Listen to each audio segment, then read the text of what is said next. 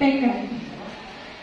Salawat beriring salam mudah-mudahan tetap tercurah kepada Nabi Allah, Nabi Muhammad SAW, kepada keluarganya, sahabatnya, serta melimpah kepada kita semua selaku umatnya. Amin, amin ya rabbal alamin. Bapak Ibu, untuk mengefisienkan waktu, izinkan saya membacakan susunan acara pada pagi hari ini. Yang pertama, pembukaan. Yang kedua, sambutan Kepala SMPN 1 Sumberjo. Yang ketiga, sambutan Ketua Kombel. Yang keempat, penerapan RTL atau Rencana Tindak Lanjut oleh Bapak Andi Wijaya, SPD. Yang kelima, penerapan RTL atau Rencana Tindak Lanjut oleh Bapak Tangguh Abi Yoga, SPD. Yang keenam, diskusi. Dan yang ketujuh, penutup. Baiklah, mari kita buka acara pada pagi hari ini dengan mengucapkan lafaz basmalah. Bismillahirrahmanirrahim. Acara selanjutnya yakni sambutan Kepala SMPN 1 Sumberjo dan sambutan Ketua Kombel yang akan disampaikan oleh Bapak Mahmudi, SPD. Kami persilahkan.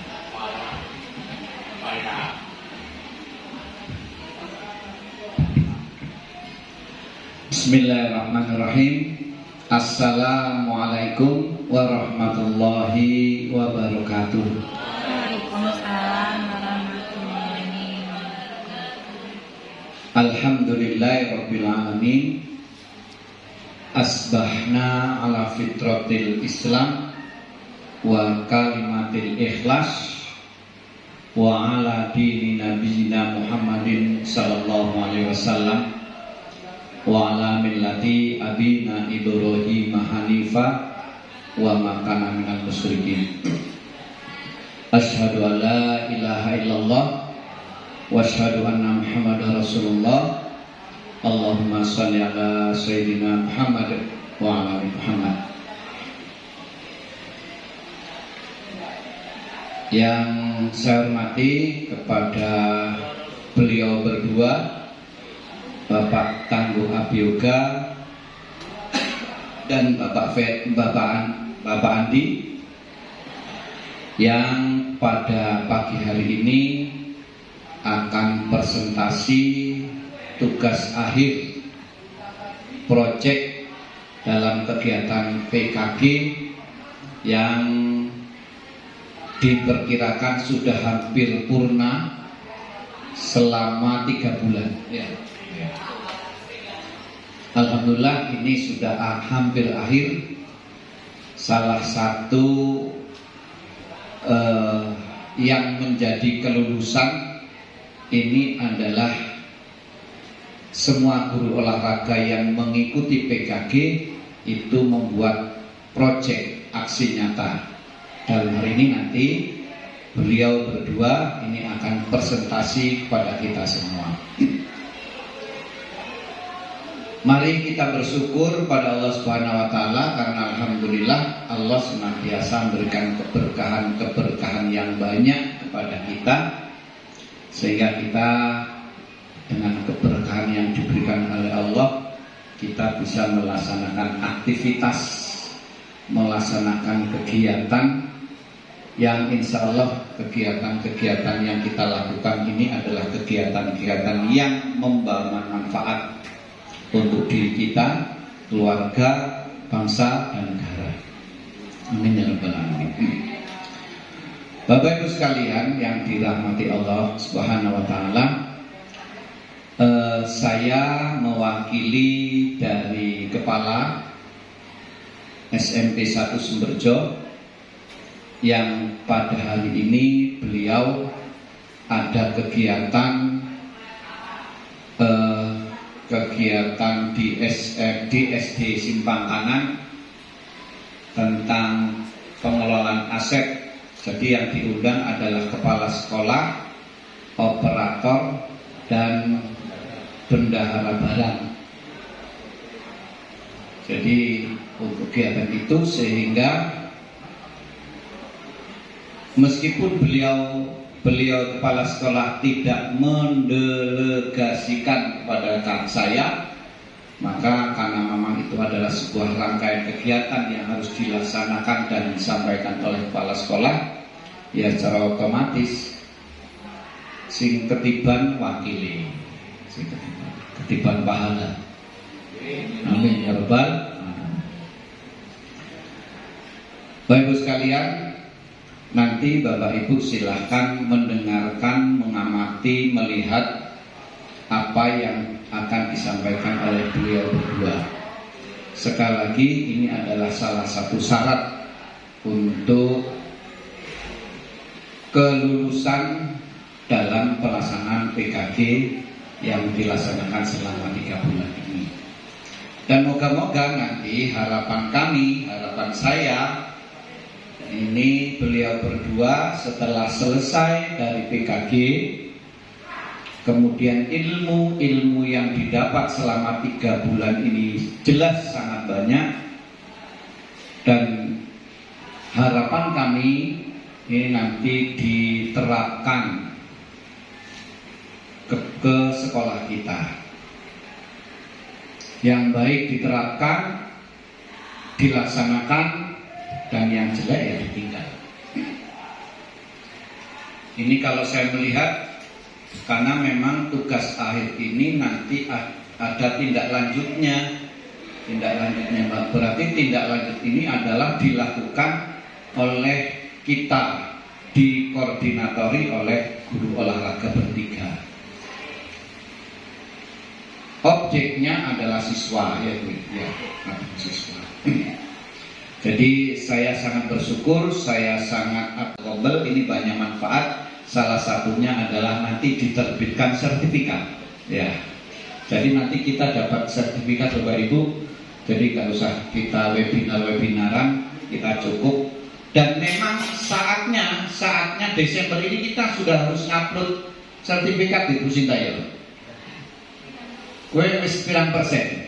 Nya adalah dari Kobel ini nanti kita akan mendapat 75% dan akhirnya 100%. Dan nanti apa yang diharapkan oleh yang kemarin disampaikan oleh Bu Sinta yang biasanya kita baik sesuai ekspektasi sampaikan, kurang lebihnya maaf, dan kepada Allah mohon maghfirahnya. Saya ini Nasru minallah fatum qarib wa basyiril mu'minin. Assalamualaikum warahmatullahi wabarakatuh. Baiklah, terima kasih atas sambutan yang diberikan oleh Bapak Penghuni SPD. Acara selanjutnya yakni pemaparan RTL atau rencana tindak lanjut oleh Bapak Tangguh Adiyoga SPD. Kepadanya kami persilahkan.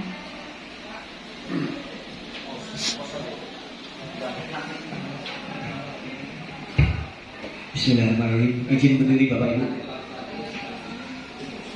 Assalamualaikum warahmatullahi wabarakatuh. Kami pun yang terhormat Bapak Kepala Sekolah SMP Negeri 1 Sumberjo, yang terhormat Bapak Wakil Kepala Sekolah Bidang Kurikulum dan Kesiswaan, Bapak Ibu Dewan Guru, rekan-rekan SMP Negeri 1 Sumberjo dan staf usaha, segala puji hanya bagi Allah Subhanahu Wa Taala, karena pada pagi hari ini kita masih diberikan kesehatan sehingga dapat berkumpul bersama dalam acara pemaparan rencana tindak lanjut, yang mana ini adalah salah satu tugas akhir kami terkait dengan program peningkatan kinerja guru PJOK Kabupaten Tanggamus. Dan untuk Bapak Ibu ketahui bahwasanya kami bertiga sudah melaksanakan acara ini atau program pemberian ini selama 3 bulan, dan ini sudah memasuki tahap akhir. Salawat serta salam tidak lupa kita junjungkan kepada Nabi besar Muhammad SAW. Semoga kelak kita mendapatkan syafaatnya di yaumil kiamat. Bapak Ibu yang saya hormati, mohon izin Bapak Ibu semua, saya ingin menyampaikan kerja saya atau tugas saya selama ini. Jadi artinya kita sudah belajar dan kita juga diberi tugas untuk menyampaikan apa yang kita peroleh. Pak Andi kok nggak bisa ya?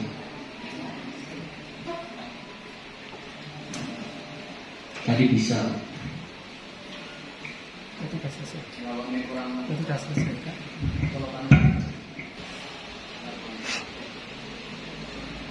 Oke Bapak Ibu Guru, tadi kalau Pak Andi terkait dengan soccer mini, jadi kalau saya mengambil terkait dengan permainan tradisional yang nanti akan kita laksanakan bersama komunitas belajar. Jadi tema yang saya angkat adalah getar mantra. Mungkin agak sedikit berbeda, ada mantra-mantranya. Jadi kita gerakan melestarikan permainan tradisional, kalau disingkat getar mantra. Kemudian kenapa alasan saya memilih terkait dengan permainan tradisional? Karena mengingat bahwasanya Indonesia ini penuh dengan kekayaan alam, ragam budaya, ragam etnis, ragam sosial, ragam bahasa dan lain-lain. Bahkan permainannya pun setiap daerah berbeda. Artinya salah satu alasan mengapa saya memilih ini adalah itu. Jadi kita bisa sebagai Dewan Guru itu bisa mengenalkan permainan tradisional ke anak-anak kita. Bahkan kalau kita tanyakan ke anak, permainan tradisional dari Lampung itu apa? Saya yakin 100% tidak ada yang tahu. Maka itu bisa sebenarnya membuat pelecut kita untuk dapat mengenalkan permainan-permainan itu. Dan kemudian alasan saya untuk dapat memilih permainan tradisional adalah pada saat ini generasi Z ini memang berbeda Bapak Ibu. Bahkan kita yang memiliki anak itu karakternya sudah berbeda karena teknologi yang memang tidak bisa untuk dicegah, kan seperti itu. Teknologi berkembang pesat, kemudian kita tidak bisa memfilter sehingga apa? Sehingga anak yang menjadi korbannya kurang gerak, kurang kemampuan gerak, sehingga pertumbuhan dan perkembangannya sedikit terganggu. Bahkan tidak jarang anak-anak yang kecanduan game online itu memiliki karakter yang berbeda, gangguan mentalnya, kemudian dia memiliki kelainan di matanya, mata anak kecil sudah minus, itu mungkin itu ya, itu latar belakang yang kenapa saya memilih itu, yaitu selain itu juga dengan keterampilan permainan tradisional, tentu saja menumbuhkan semangat lagi anak-anak untuk mencapai kodratnya. Anak-anaknya kodratnya bermain, ya, anaknya bermain, kodratnya bermain. Kalau kita mereview ke zaman 90-an, 2000-an, kita ini kan tidak main HP ya. Kita mainannya apa Pak? Petak umpet ya Pak ya. Main bir, dam-daman, masih kan godak sodor, bentengan. Nah bentengan. Anak-anak sekarang nggak pada tahu Pak bentengan itu apa. Iya, seperti itu. Kemudian tujuan ini yang pertama meningkatkan kesehatan fisik dan mental siswa. Jadi kesehatan yang fisik yang seperti saya katakan tadi. Anak yang sehat itu apa Bapak Ibu? Anak yang sehat itu adalah anak yang terlihat tidak pucat dan segar, itu namanya anak sehat. Anak yang sehat belum tentu bugar. Ya, anak-anak kita itu banyak yang tidak sehat. Kalau lihat di pagi hari matanya pada sembem, pucat. Itu karena apa? Malamnya main game. Kemudian mental siswa. Jadi mental itu kalau bisa diartikan adalah sebagai ketahanan kita untuk dapat mengantisipasi tantangan atau permasalahan yang ada. Nah, bahasa Jawa ini gak mutungan Pak. Orang yang terbiasa dengan permainan tradisional kan main dam-daman itu, main catur itu kan, dia terbiasa berpikir. Jadi ketika ada masalah dia bisa menyelesaikan sendiri. Itu sangat amat baik menurut saya. Kemudian tujuan yang kedua, menciptakan suasana yang menyenangkan di sekolah. Nah ini memang tujuan yang paling kita tuju adalah menyenangkan anak sekolah. Jadi anak di sekolah bisa nyaman sebagai engagement. Jadi anak mempunyai pengalaman bergerak atau pengalaman belajar yang bermakna. Artinya bisa dia sampai rumah itu teringat, oh waktu itu kita diajarin bapak itu asik banget loh. Waktu itu diajarin olahraga senam asik banget loh gitu. Jadi dia pengalaman bermakna gitu. Pengalaman bermakna yang sampai nanti setelah lulus dia akan diingat. Kemudian yang ketiga membangun karakter peserta didik. Jadi antara karakter dan mental itu berbeda. Kalau karakter itu lebih ke apa yang ada pada sifat dan watak siswa. Jadi wataknya siswa itu kan ada yang judes, ada yang galak, ya kan, ada yang lengus, kan? Itu namanya watak. Jujur, disiplin. Kalau yang baik itu jujur, disiplin, mandiri, kreatif, inovatif. Nah ini artinya nanti dengan pemain tradisional, siapa tahu kita bisa menumbuhkan hal-hal yang seperti itu. Misalkan permainan bakiak itu bisa menjadikan siswa lebih bekerja sama dengan yang lain. Permainan dam-daman itu bisa mencerdaskan siswa dan berinovatif dan kreatif dan lain sebagainya. Kemudian yang pasti untuk menjaga kelestarian dan kearifan lokal. Jadi kita lebih memahamkan anak-anak permainan-permainan tradisional. Kalau saya amati Bapak Ibu guru di kurikulum Merdeka ini memang agak disayangkan sekali. Karena kalau di kurikulum K13 itu permainan tradisional itu masih ada di SMP. Tetapi kurikulum Merdeka ini sudah tidak ada lagi. Itu sangat amat disayangkan. Kalau dulu masih ada, kalau sekarang ternyata sudah tidak ada. Bahkan banyak yang di-delete gitu. Maka kalau bisa ya nanti kita lestarikan lagi. Walaupun nanti istilahnya program saya ini dilaksanakan di P5 itu tidak apa-apa Pak. Tapi nanti kalau rancangan saya sih, karena saya belum berkoordinasi dengan P5 ya, masih istilahnya bagi pribadi saya terkait dengan KBS ini. Kemudian capaian pembelajaran memberikan pengalaman kepada peserta didik dalam melaksanakan pelestarian permainan tradisional. Mungkin ini tidak perlu dibahas ya, karena memang langkah-langkah bersifat teknis nanti bisa dikomunikasikan sesama guru ya, karena timingnya. Kemudian Bapak Ibu masih ingat ini egrang ya. Kira-kira anak sekarang bisa egrang nggak? Bisa. Ada yang bisa, ada yang enggak. Itu tergantung dari kemampuan keseimbangan masing-masing. Orang yang nggak imbang itu biasanya nggak bisa yang seperti ini. Gurunya nggak bisa. Kalau saya bisa, 2 langkah jatuh Pak. Nanti kalau perlu dibikin perlombaan SEM Pak ini Pak. Egrang. Nah tapi nanti dengan catatan seperti ini, peralatan segala macam nanti bisa, kan itu kan panjang ya, buat sendiri seperti itu. Jadi kita mengajarkan anak untuk membuat alatnya, nanti cara mainnya seperti itu sampai dengan SEM-nya. SEM itu maksudnya dilombakan bareng-bareng. Walaupun hadiahnya kelanting dia semangat loh. Ya. Kalau saya ingat kalau main egrang ini suruh balapan pasti ada yang busur gitu. Ya. Kalau Bu Iren pinter ya Bu ya. Kalau ini apa Bapak Ibu? Rompak itu yang pakai ini ya Bu, batok itu Bu. Nah, kalau ini bakia. Masih ingat kalau Bapak Ibu? Iki apa Bu? Masih ingat tata cara mainnya Bu? Ya, berarti jadi fasilitatornya Pak. Aman. Kalau ini apa? Dam-daman. Iki mainannya apa ini? Nah, ini namanya dam-daman. Atau kalau kita bahasanya catur mini Bu. Ini dam-daman. Ini sangat menarik gitu.